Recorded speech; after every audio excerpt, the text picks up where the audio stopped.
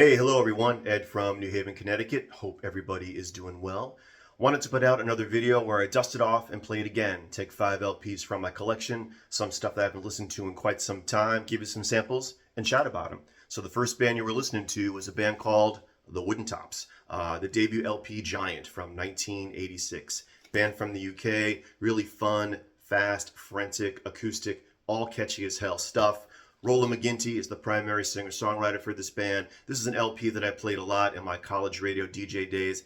Absolutely phenomenal. I got to see them live in New York City right around this time as well. I remember a very fast and crazy live show. A really, really great band that I was really heavily into at the time. So this brings back a lot of memories for me. It's one of those rare LPs where it's a new album, but when you put it on, it's almost like a greatest hits of a band you never heard of before. Every song is that good and that catchy. So if you're not familiar with the Wooden Tops, their latter stuff I haven't really gravitated to that much over the years, but Giant I always come back to. It's just a great record with a lot of great memories for me and just really, really catchy, fun music. So fantastic.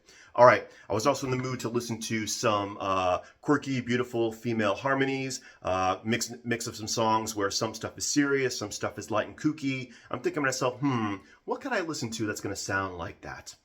I know.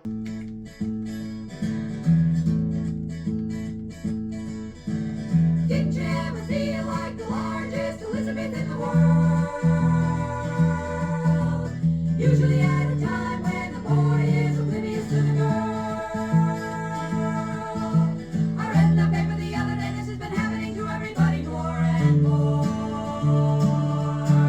The scientists are on the case, but they still haven't figured out what it is that it is happening for. Slow down, slow down, slow down.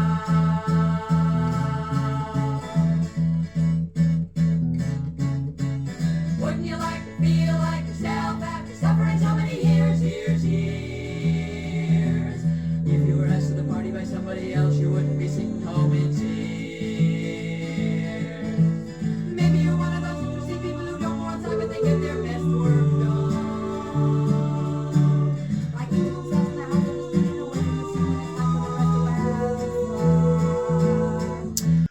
Yes, of course, that is The Roches with Keep On Doing from 1982. Three sisters from New Jersey, Maggie, Terry, and Suzy. Very quirky, beautiful, gorgeous three-part harmonies from these lovely ladies. I have a bunch of their LPs. This one I haven't played in quite some time. The track that I played was The Largest Elizabeth in the World. Very goofy, very silly. Some of their stuff is also very melancholy and serious as well. And for you King Crimson fans, this was actually produced by Robert Fripp.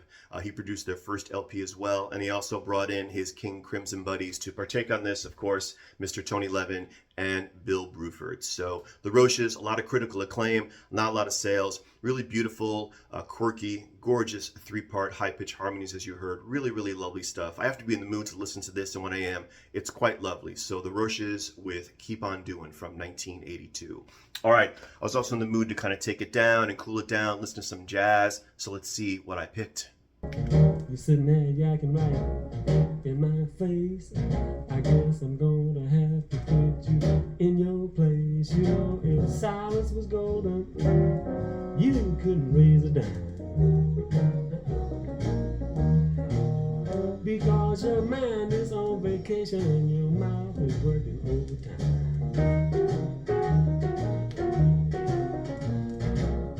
You quoting figures and dropping names. You're telling stories about the days. You're overlapping when things ain't funny.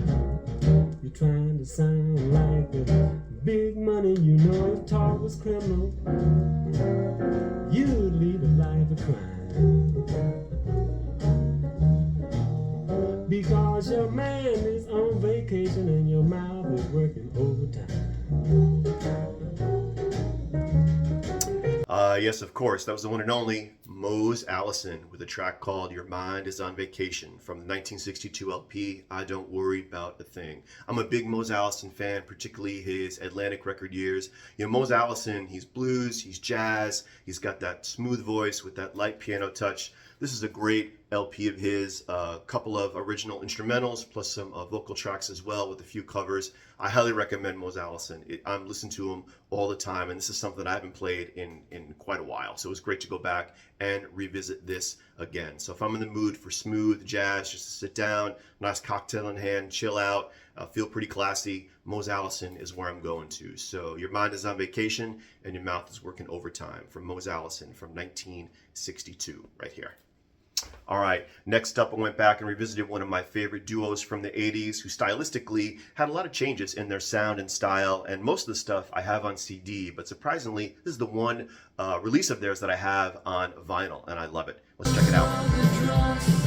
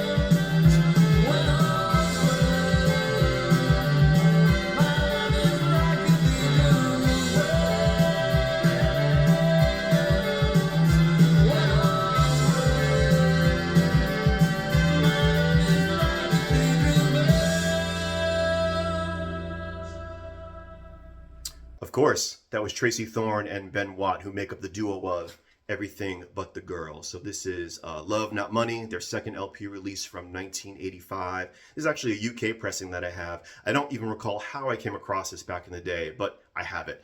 So this definitely owes, style-wise, a lot to what was popular at the time. A lot of jangly pop, very much Smiths-like in a way with that guitar, Johnny Marr sound. Fun, catchy music. The opening track, When All's Well, is what I played. I love that song. Shoot Me Down is really good. Some of the songs are political, a little heavy, but once again, this very much was the sound of the times for 1985 European music, and certainly, you know, college radio here in the States. I love Everything But the Girl.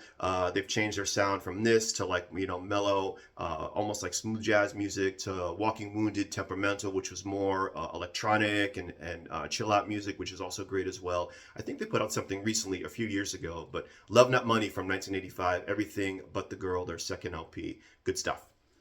All right, and lastly, getting back to my college radio DJ days, here is an artist who is known more for his production and arranging with some key bands and key records back in the day in the 80s, but he also put out some of his own solo work as well. So let's take a listen.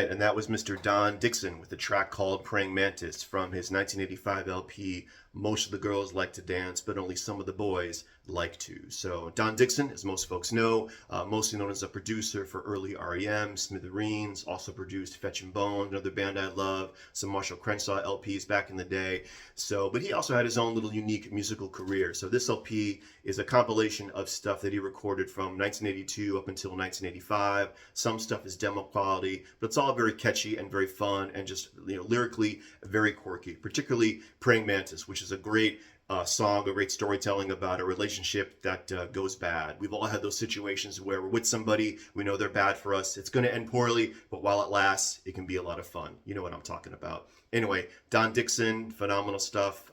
Most of the girls like to dance, but only some of the boys like to. This is a UK pressing from 1985, like I said. But any Don Dixon comps you can get, I highly recommend. Really fun to listen to. If you like those bands that he produced, you'll like listening to him as well. All right, that's it. That's all I had. Hope everybody is doing well. It's summertime here in Connecticut. Definitely feels like it. Once again, I appreciate the new subscribers. Always enjoy the likes and the comments, having a great dialogue with folks, as I always do here in the VC. And once again, you know I'm going to say it, with everything going on out there, that's what we need to do, right? So let's just keep that in mind. One more time. Not that hard, right? Okay, until next time, next video. Take care, everyone.